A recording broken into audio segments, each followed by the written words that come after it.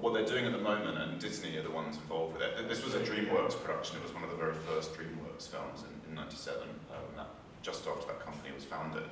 But what Disney are now doing is they're going through their back catalogue and they're remaking all of their old animated films. So they did it with Alice in Wonderland, they did it with Cinderella, they did it with Maleficent up to a point. It's sort of a spin on Sleeping Beauty. And now they're doing it with, they did it with The Jungle Book, and then now they're doing it with Beauty and the Beast, which is the next big one. And those new versions feel that they're very canny in that they're kind of, they carefully kind of replicate everything about the originals that people love, but they do so in a way that's still quite kind of technologically. I mean, The Jungle Book was a kind of amazing step forward in terms of photorealistic animation of animals, as it were. So they're sort of blurring the boundaries in a way between animated and live-action features in a way. Whereas this passes itself off very convincingly as kind of as much live-action as you can possibly do. And also, what's a little bit disappointing now is that all of those are just reiterations of films we've already had. You know, whereas, you know, where's the novelty? Whereas the script for this film is really, I think, quite clever and funny and fleet and original. And it's got a bit of a kind of vaudeville feel to it, a bit of a panto feel to it, but it drops, you know, Nathan Lane enough really kind of funny lines in exactly his kind of wheelhouse. Very well tailored to the actors, and yeah, I think as an original creation, again, not the sort of thing we get to see much of these days. I don't think studios take that kind of punt. I think it probably cost $60 or $70 million, not an inexpensive film. They wouldn't take that kind of punt on an unknown idea, if you like, and that's where we're lacking originality and inspiration these days. I hate Rotten Tomatoes, and I kind of think it reduces everything into a kind of thumbs up, thumbs down mentality, which is not reflective of any real kind of nuanced criticism at all. There's one called Metacritic, which is better because it allows each review to be given at least a kind of score out of 10 rather than just simply fresh or rotten. And yeah, Rotten Tomatoes being used as a kind of indication of any critical worth is to me suspect. I mean, there's so many times when I've thought, you know, I've found a film to be, you know, one of the best films of the year. For instance, a film called The Immigrant, which came out a few years ago. I don't think it's got a very good Rotten Tomatoes score. So you can kind of argue with it, and you know, it doesn't really mean that this is a below par film. It just means they've found a few reviews which are sniffy about it, and they haven't found enough that were positive or whatever. But yeah, I never use it for anything really. Right.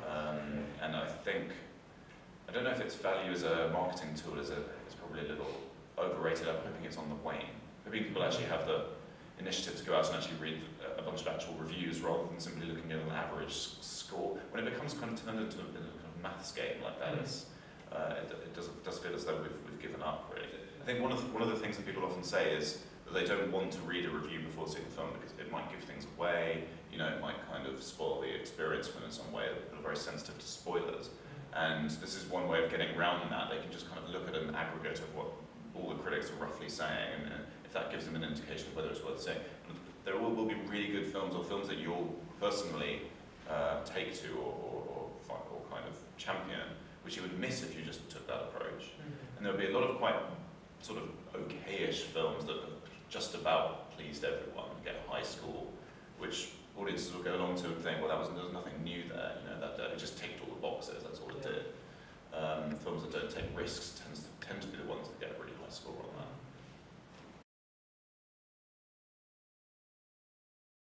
I mean, DreamWorks were right to trust him with something like this, and it did, you know, made money for them. It was a success. And it was only after the success of that he was given the chance to make extremely big budget films like the Pirates of the Caribbean trilogy, which obviously were kind of phenomenally successful and much less good, in fact, because I think increasingly I think they just become very indulgent, and I think they kind of lost track of what might be interesting in terms of the story.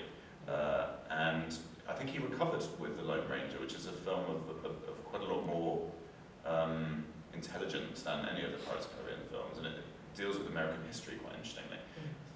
My friend, when we were watching this, was turned to me and whispered whether he thought it was something about the Pilgrims coming to America and how they deal with, you know, this Native American that they're coming up against. It's kind of a bit of a stretch, perhaps. But then there's the joke later on about them sending the package off to Cuba. Yeah. The Cubans saying, bloody Americans, they're always just trying to kind of squeeze you for that extra buck.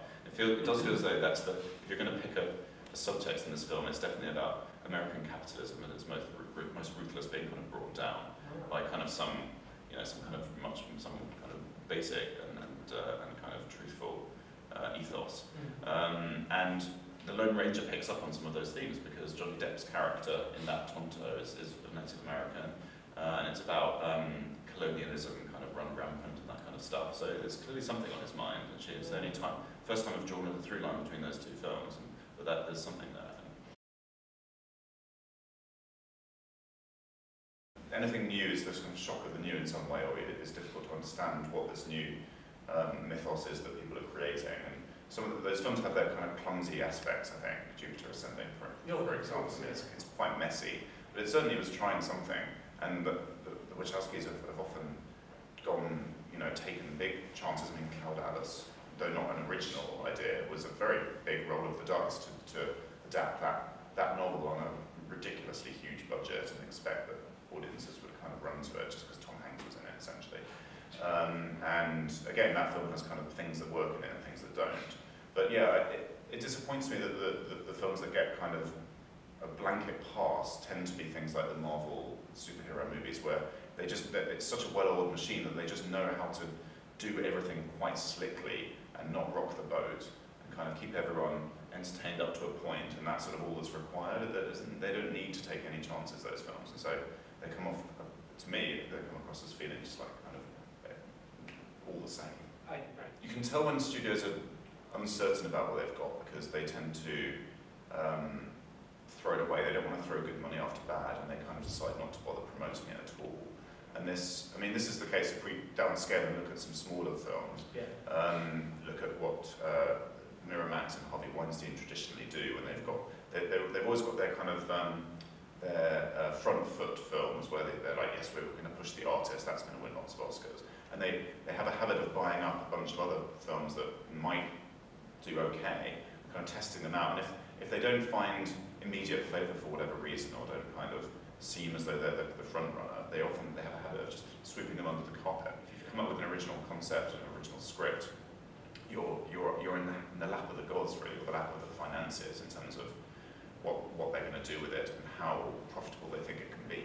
The only films that are really truly safe are the ones which belong to an existing kind of mega budget franchise where the way has been paved until 2028 or whatever it is, with Marvel's global takeover, in which sooner or later all of us will just be part of some Marvel production and we have no say in it.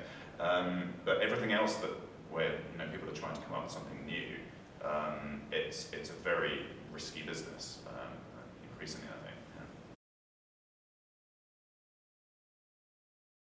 You want to kind of ration those reviews a little bit. Basically, you don't want to do that routine too often because people then start to distrust it.